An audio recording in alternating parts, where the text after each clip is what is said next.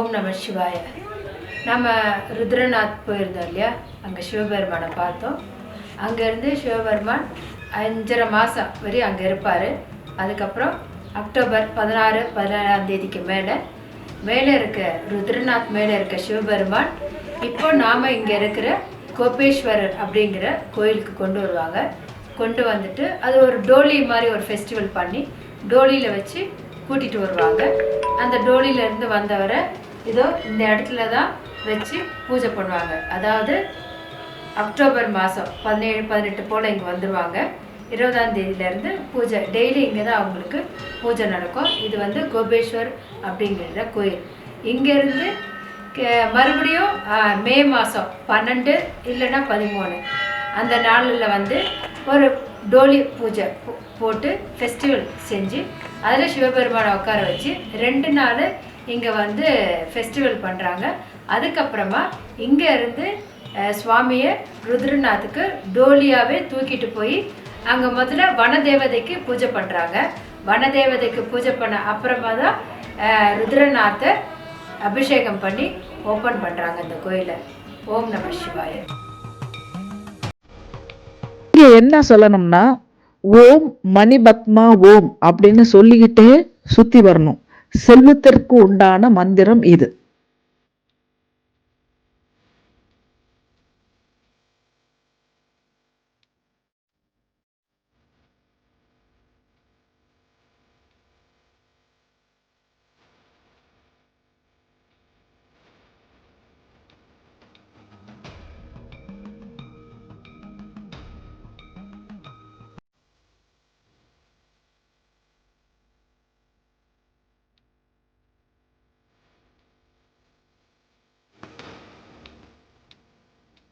ஒரு தாம்பாள தட்டில் கொஞ்சம் தானியம், வெல்லம், கொஞ்சம் எள்ளு எல்லாம் வச்சு உள்ள சங்கரர் நாதர் இருக்கார் இல்லையா, அவரோட விக்கிரகத்துக்கு முன்னாடி அதை படைச்சிடுவாங்க.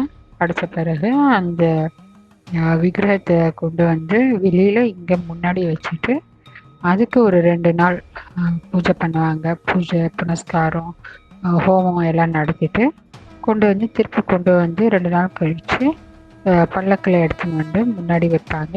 இங்கே வந்து எல்லா பக்தர்களும் தரிசனம் பண்ணி அவங்கவுங்களுக்கு உண்டான பூஜா ப்ரொசீஜர்ஸு அதோட பிரசாதம் எல்லாம் அவங்களுக்கு கொடுத்து செஞ்சு அப்புறம் இங்கேருந்து அந்த லிங்கத்தை அதோட சங்கரோட விக்கிரகத்தை இங்கேருந்து மேலே மலைக்கு எடுத்துகிட்டு போவாங்க.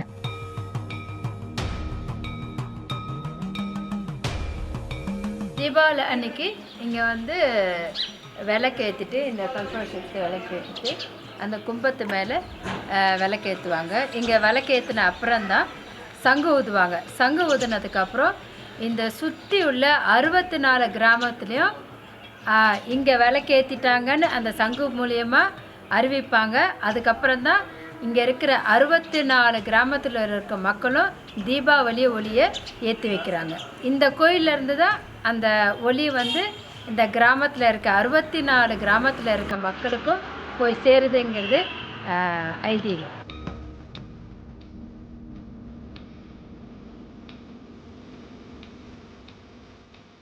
இந்த மரத்தோட பெயர் வந்து கல்ப விருட்சம். இந்த மரம் வருடத்தின் 365 நாட்களும் பச்சை பசேலென இருக்குமா. வெயில் காலம், பனிக்காலம், மழைக்காலம் எந்த காலமாக இருந்தாலும் இந்த மரத்தில் அட்லீஸ்ட் ஒரே ஒரு பூவாவது பூத்து இருக்குமா.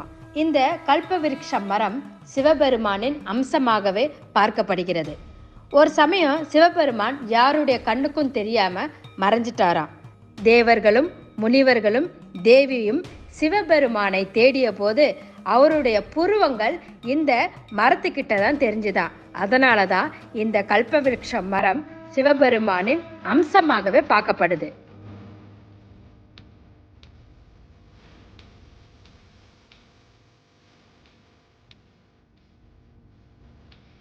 இந்த விநாயகரின் பெயர் சிந்தாமணி ஜி அப்படின்னு அழைக்கிறாங்க. வருடத்துல கடைசி மாதமான டிசம்பர் அல்லது ஜனவரி மாதத்துல முதல் வாரத்தில் இந்த ஊர் மக்கள் அனைவரும் ஒன்று சேர்ந்து ஒரு வகையான சிற்றுண்டி, கிச்சிடி அப்படின்ற ஒரு சிற்றுண்டியை தயாரித்து இந்த விநாயகருக்கு படைத்து ஒரு திருவிழா மாதிரி கொண்டாடுறாங்க.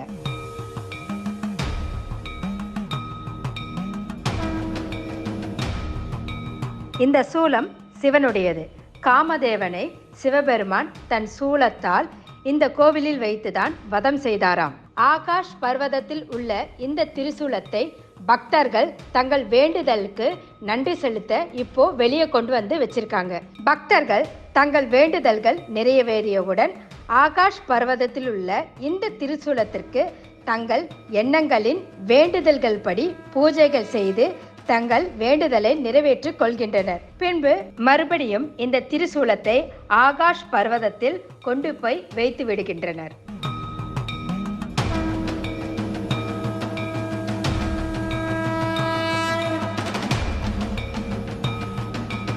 இப்போ நீங்க பார்த்துட்டு இருக்க இந்த குட்டி குட்டி சிவலிங்கத்திற்கு பக்தர்களே தங்கள் கையால அபிஷேகமும் பூஜைகளும் செய்யலாம்.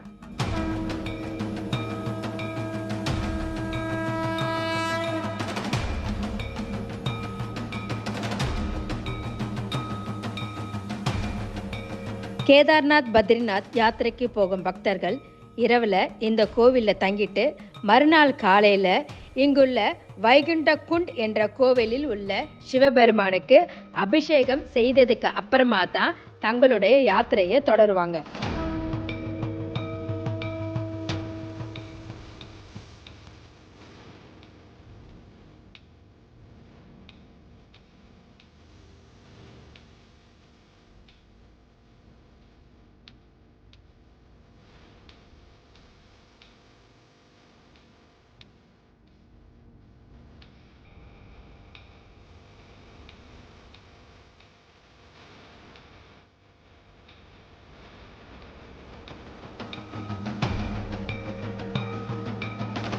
ஓம் நம சிவாய. ரத்ரணி குண்ட் இதோட சிறப்பு என்னன்னா, ருத்ரநாத் மேலே பார்த்தா இல்லையா, அந்த கோயிலுக்கு அடிவாரத்தில் ஒரு 300 மீட்டர் கீழே வந்து ரத்ரணி குண்ட் அப்படின்னு ஒன்று இருக்குது. அங்கே வந்து பூஜை பண்ணி மலர் தூவி இல்லை பொறி தூவி ஏதாவது பண்ணோம்னா அங்கேருந்து இங்கே நேராக இது வந்து கோபேஸ்வரில் இருக்க ரத்ரணி குண்டில் வந்து சேரும்னு சொல்கிறாங்க. இங்கே தான் வந்து முன்னோர்களுக்கு வந்து திதி கொடுப்பாங்க. தர்ப்பணம் கொடுக்கறதெல்லாம் இந்த குண்டில் தான் கொடுக்குறாங்க. வெத்ரணி குண்டில் தான் கொடுக்குறாங்க. இதை பாருங்கள், இந்த நீர் வந்து ருத்ரநாத் மேலே இருக்கிற அந்த வெத்ரணி குண்டில் இருந்து இங்கே வந்து விடுது.